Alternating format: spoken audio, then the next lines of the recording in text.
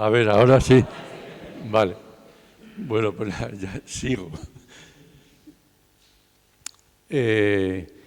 Llevamos prácticamente todo este siglo con los parques eólicos en funcionamiento y en este tiempo se ha avanzado mucho en el conocimiento de temas relacionados con la mortalidad de los murciélagos en estas infraestructuras, ¿no? Y uno de los aspectos que más consenso hay entre la comunidad científica es que no todas las especies de murciélagos mueren igual en los parques eólicos, ¿no? Hay una serie de especies que mueren más frecuentemente y que se consideran como especies de alto riesgo y que coincide que son las especies que son murciélagos cazadores aéreos, tanto en espacios abiertos como en borde de bosque también, ¿no? Y bueno, hay un consenso bastante generalizado. En el caso de Europa, esto es una tabla de Eurobat, la última tabla de Eurobat de mortalidad en Europa en los distintos países. Están marcados bueno, lo primero es que esta charla la debía haber dado Sonia, que era la que la preparó bien, pero... Y entonces aquí están los murciélagos de España, que eran 1.218, y ya con las nuevas aportaciones de las comunidades autónomas ha subido a 8.500, ¿no? Y ahí están marcados en color las especies que son los cazadores aéreos, que son las especies consideradas de alto riesgo y que suponen el 98% de las incidencias que se conocen, ¿no?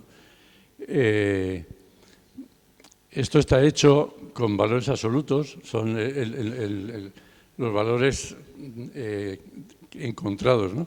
Pero nunca se han relacionado con los tamaños poblacionales. Y entonces parece, aunque no se ha relacionado con los tamaños poblacionales, parece bastante evidente que si el 98% son cazadores aéreos, debe ser verdad que este grupo merece llamarse de alto riesgo, ¿no? Aparte del ser cazador aéreo, hay otros factores que también son importantes relacionados con la mortalidad. Uno es el carácter migrante de las especies, que esto sobre todo ocurre en Norteamérica. En Norteamérica llegan el porcentaje de incidencias conocidas, en general supera el 75%, incluso el 80%, en especies migradoras de largo recorrido, sobre todo el género Lasiurus y Lasionisteris. En Europa ocurre algo parecido en el norte con los Nyctalus y con el Pipistrellus natusi, pero aquí a partir de la mitad sur de la península ibérica no tenemos que sepamos migrantes de largo recorrido. Las especies son más sedentarias y sin embargo hay una mortalidad muy grande, ¿no? Otro factor muy importante es la atracción hacia los aerogeneradores, que esto es una cuestión que parece un poco rara, pero existe un consenso muy generalizado entre toda la comunidad científica que se dedica a esto, que es un factor muy importante, ¿no?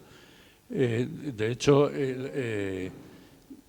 la mayor mortalidad de los murciélagos respecto a las aves probablemente se debe a esto, y a algo que se comentaba ayer, que si los estudios de impacto ambiental sirven o no sirven, porque luego en sitios en que parece que no se detecta mucha actividad, luego sí que hay mortalidad, probablemente es debido a esto, a la atracción que ejercen los aerogeneradores sobre los murciélagos.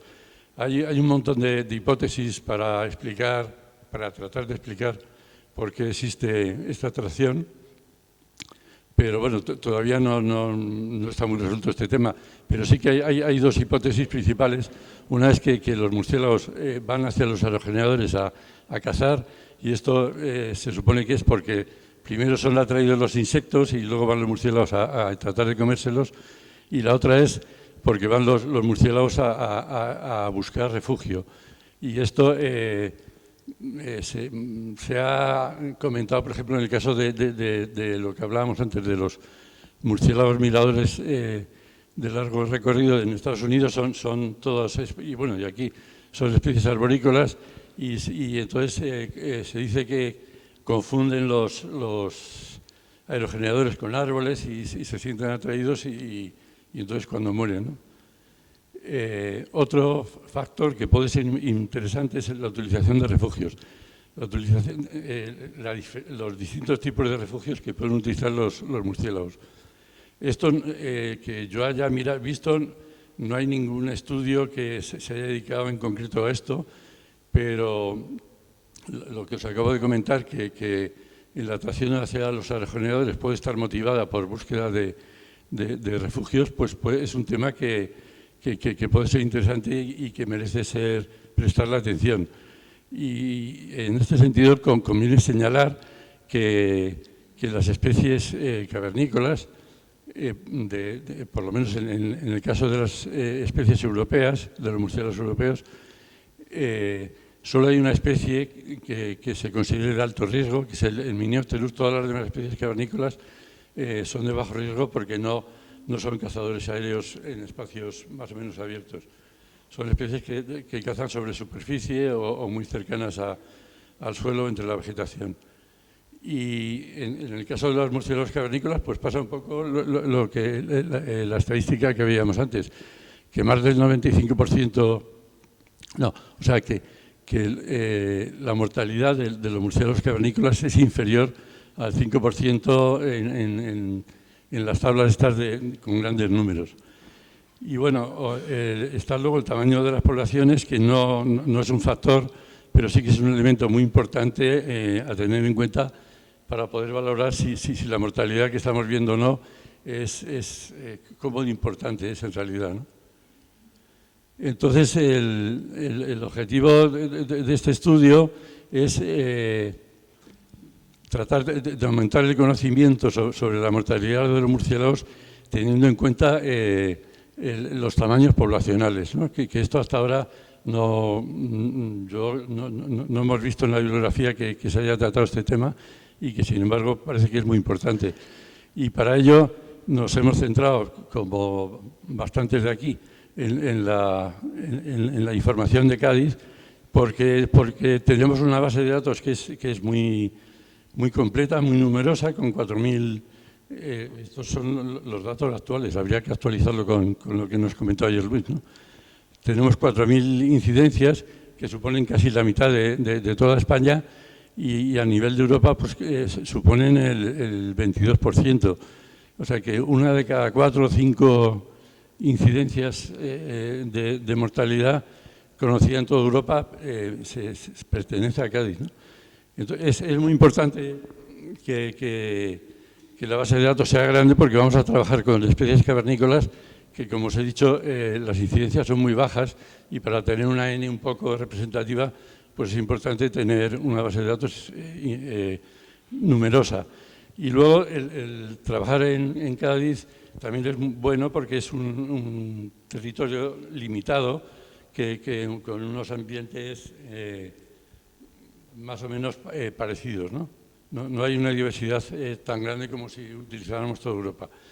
Y bueno, también en Cádiz tenemos la ventaja de que conocemos los tamaños poblacionales de las especies cavernícolas y también tenemos una primera estima del tamaño poblacional de Nyctalus lasciopterus, ¿no?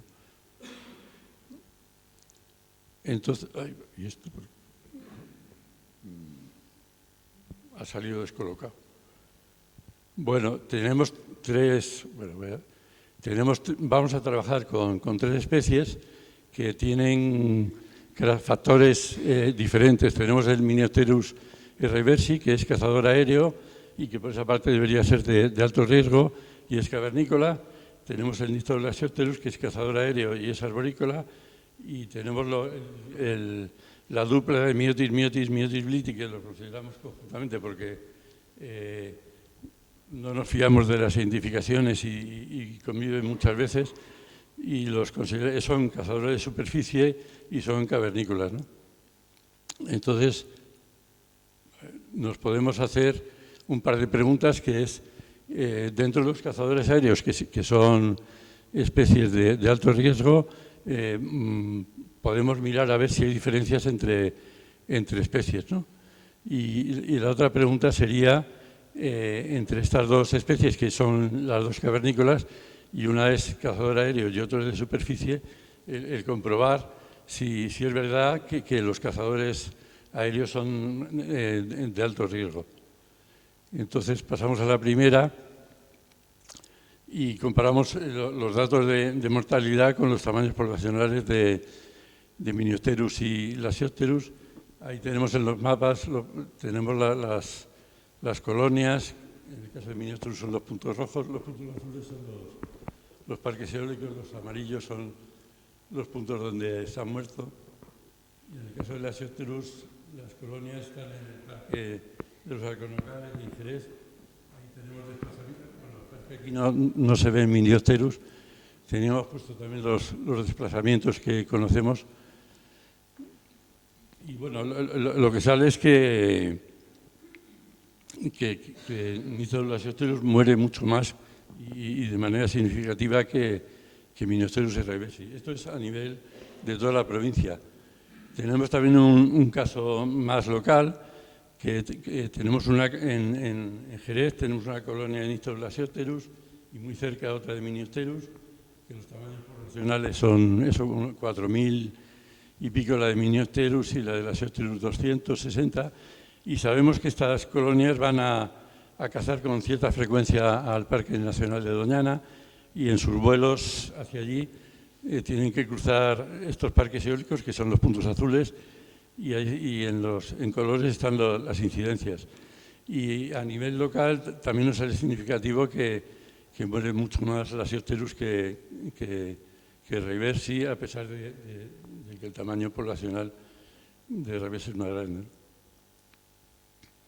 Entonces, pues, en este caso tenemos esos dos especies que tienen la misma estrategia de caza, tienen capacidad de desplazamiento similar también, pues se mueven mucho las dos especies por la provincia y sin embargo, lo que no comparte son los refugios, ¿no?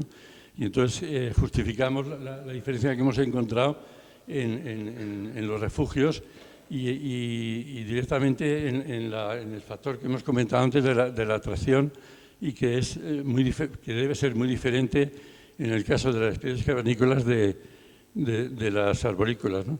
En el caso de las arborícolas y probablemente de las fisulícolas, una estructura como un molino le resulta atractivo para buscar refugio porque se asimila a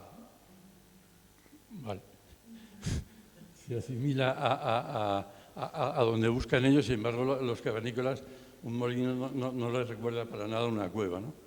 Pasamos al siguiente caso, que era el de miotis y Miniopterus. Aquí están los tamaños poblacionales, el de arriba es Miniopterus, el de abajo es miotis, y lo que nos sale al compararlo es que nos debería salir que muere más el cazador aéreo, y sin embargo nos sale que muere mucho más el miotis, ¿no? Y para justificarlo, lo primero sería pues que esto, el paradigma de que mueren más los cazadores aéreos no es correcto o no siempre es correcto, y otra posible justificación es que miotis no es tan estrictamente cavernícola. De hecho, hay bastantes referencias a refugios que se refugian en árboles ocasionalmente, y luego puede ocurrir que también exista alguna circunstancia, pues las Ns que estamos manejando son relativamente altas para lo que podría ser, pero tampoco son muy grandes, ¿no? Y que puede haber alguna circunstancia que puede estar alterando esto. Y entonces, explorando esta posibilidad, tenemos el caso de estos parques, estos dos parques. Arriba es un refugio que cuenta con 4.000 Miniopterus y 200 miotis. Y bueno, lo que pasa es que no se ve bien los colores, pero en el parque, estamos en un radio de 2 kilómetros de refugio. Han aparecido, las incidencias que han aparecido son 12 Miniopterus y 9 miotis, que, teniendo en cuenta los tamaños poblacionales, evidentemente los miotis están muriendo muchísimo más. Si ampliamos este radio de acción a 8 kilómetros, se aumenta en 9 miniópteros y en un miotis que parece que se va normalizando un poco. Y bueno, lo cierto es que estamos explorando esto, que puede ocurrir que realmente que los miotis por alguna circunstancia, porque el hábitat cercano a la cueva o por lo que sea más apropiado para cazar y en algunos casos pues mueren en mucha cantidad. Y ya más o menos he terminado y solo añadir que este caso nos lleva a algo colateral, que es que hay en general la distancia de los parques a los refugios a la hora de hacer estudio de impacto ambiental se tienen en cuenta, pero se ponen distancias de 1 kilómetro, 2 kilómetros y resulta completamente insuficiente. En el caso de la estancia, que es el que está marcado ahí en rojo, con 3 turbinas, hay 17 incidencias de cavernícolas sobre un total de 40, y esto empezó a funcionar en el año 2020, en el año 2020. Y hay 40 incidencias y suponen el 42% del total de incidencias de los cavernícolas, mientras que para toda la provincia es solo el 2%, ¿no? Y si lo ampliamos a 8 kilómetros, serían 31 incidencias que suponen todavía el 10% cuando a nivel provincial es el 2%. Y bueno, las conclusiones, pues, que el tener en cuenta los tamaños poblacionales es muy importante, es muy importante y hay que hacer un esfuerzo grande para tratar de entender cómo funciona esto y sobre todo con las especies vulnerables. Hay que tener en cuenta que todas las especies que hemos trabajado, que hemos tenido en cuenta, están catalogadas como vulnerables. Y en cuanto a la primera pregunta, pues eso, que las especies cavernícolas parece que se ven menos afectadas por el tema de la atracción y eso en parte es una ventaja que tienen las especies cavernícolas. Y sobre la segunda pregunta, pues que hay que profundizar los estudios porque la verdad es que hay que tratar de explicar qué es lo que sucede o ver si realmente el no ser cazador aéreo puede que no sea tan beneficioso, ¿no? Y luego, pues esto último, que las distancias a los refugios hay que tenerlas muy en cuenta porque puede ser importante. Y nada, gracias.